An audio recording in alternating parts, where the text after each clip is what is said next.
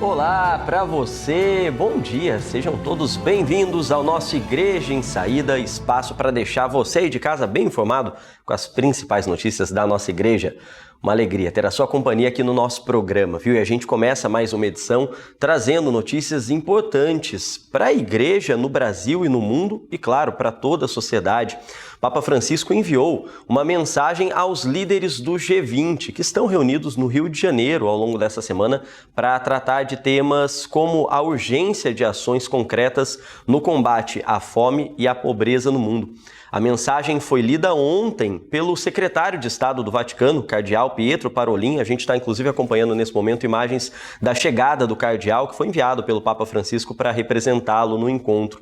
E essa mensagem foi lida durante o lançamento da Aliança Global contra a Fome e a Pobreza. No texto, endereçado à presidência do Brasil, o Papa Francisco faz um apelo por solidariedade global e coordenação entre as nações para enfrentar injustiças sociais e econômicas.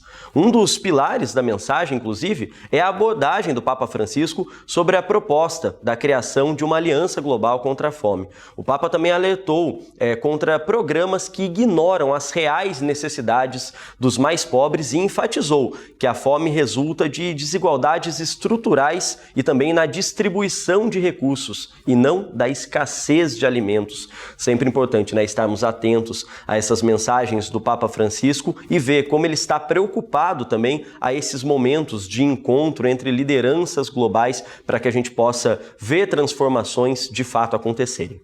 E ainda nesse contexto, desse momento que o Brasil vive, acolhendo o G20 no Rio de Janeiro, o arcebispo de Feira de Santana, na Bahia, Dom Zanoni Demetino Castro, participou do Fórum Interreligioso do G20, em um painel da cúpula do G20 Social. Nesse painel, ele, que é membro da Comissão Episcopal para o Ecumenismo e o Diálogo Interreligioso da Conferência Nacional dos Bispos do Brasil, apresentou a líderes globais a experiência da Igreja no Brasil por justiça, paz e dignidade humana.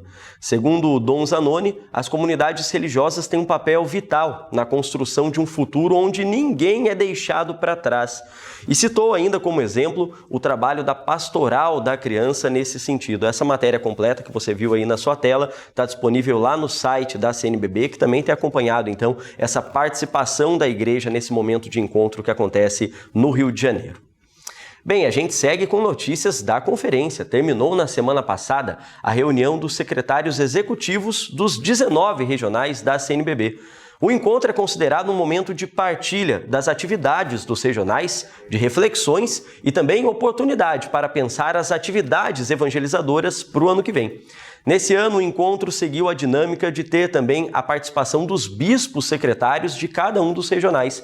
Padre Janisson de Sá, subsecretário adjunto de pastoral da CNBB, é o responsável pela organização desse evento. E em vídeo, ele fez um balanço dos 4 dias de reunião e também avaliou a iniciativa como um momento importante para a caminhada da igreja no Brasil. O encontro nacional com os secretários executivos dos 19 regionais da CNBB foi realmente muito importante nessa nossa caminhada como Igreja do Brasil. Nesse desejo de caminharmos juntos em uma igreja sinodal, caminharmos em comunhão, precisamos sempre mais alinhar todos os projetos pastorais da nossa igreja. E com os secretários executivos e bispos secretários, chegando ao final, nossa avaliação foi bastante positiva.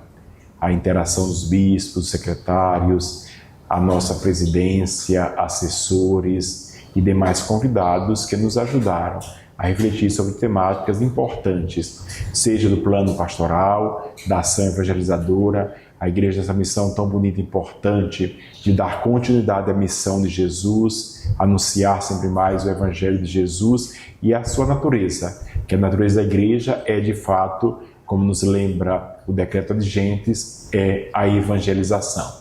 Tivemos também outros momentos que tratamos, refletimos sobre questões administrativas e outros temas que para ajudar os regionais a realizar bem a sua missão.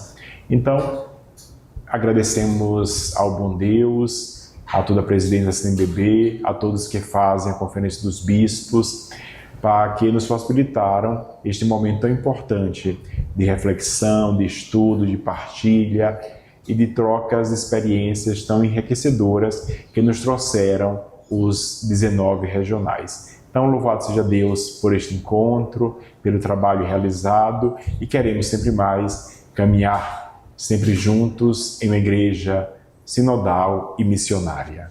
A gente agradece ao Padre pela mensagem em vídeo, por trazer então um resumo desses dias tão importantes de encontro e que certamente, né, vão render frutos a toda a igreja e que vão chegar aí na sua realidade, na sua comunidade. Bem, agora a gente traz uma reportagem muito bacana, viu? Você tem acompanhado aqui no nosso programa, né, a repercussão de tudo que vivemos ao longo dos últimos dias com a Jornada Mundial e o Dia Mundial dos Pobres. E agora a gente traz uma reportagem justamente nesse sentido, em sintonia com esse chamado do Papa Francisco do cuidado com os mais necessitados e do combate a uma sociedade do descarte, que descarta inclusive as pessoas. É o trabalho de um lar de idosos lá em Bom Jesus da Lapa. E a gente confere na reportagem da TV Bom Jesus.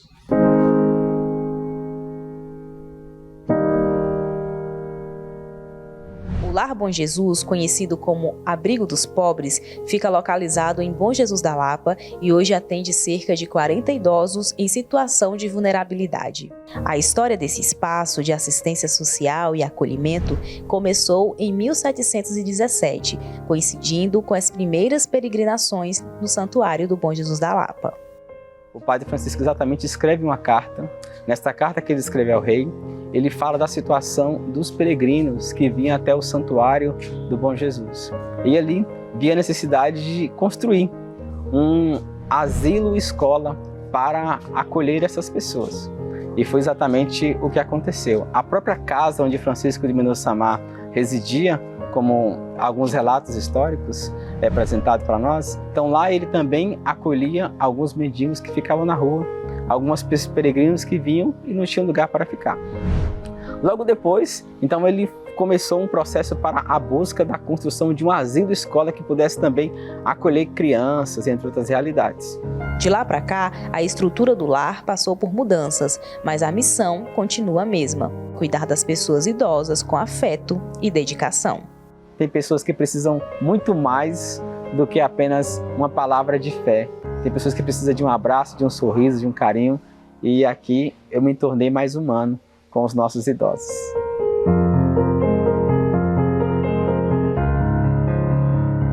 Na instituição a gente conta com a equipe das técnicas, né, da instituição, que é a enfermeira, a assistente social e a psicóloga.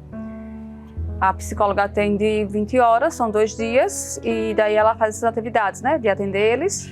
E também a questão para desenvolver, trabalhar a questão motora, elas fazem geralmente terapia ali com eles, para pintar, desenhos, né.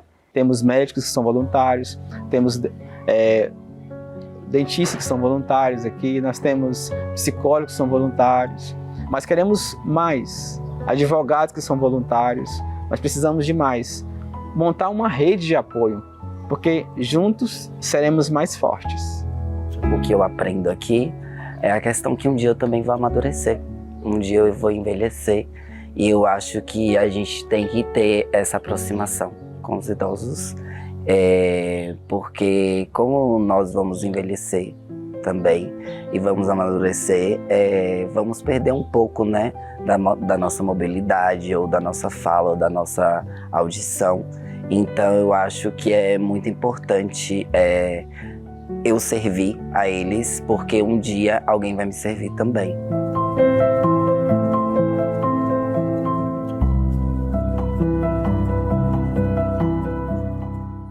Tá aí, a gente agradece os amigos da TV Bom Jesus por compartilharem essa reportagem, essa história tão bacana com a gente, né? Um trabalho assistencial, social, que já acontece há tanto tempo, cuidado hoje pelos missionários redentoristas, e que, como a reportagem nos lembra, né, que também acontece graças a pessoas de boa vontade, né, que doam recursos, ou então o seu tempo, o seu serviço, o seu dom para ajudar como voluntário nessa obra, né? Então, vida longa aos trabalhos do lar.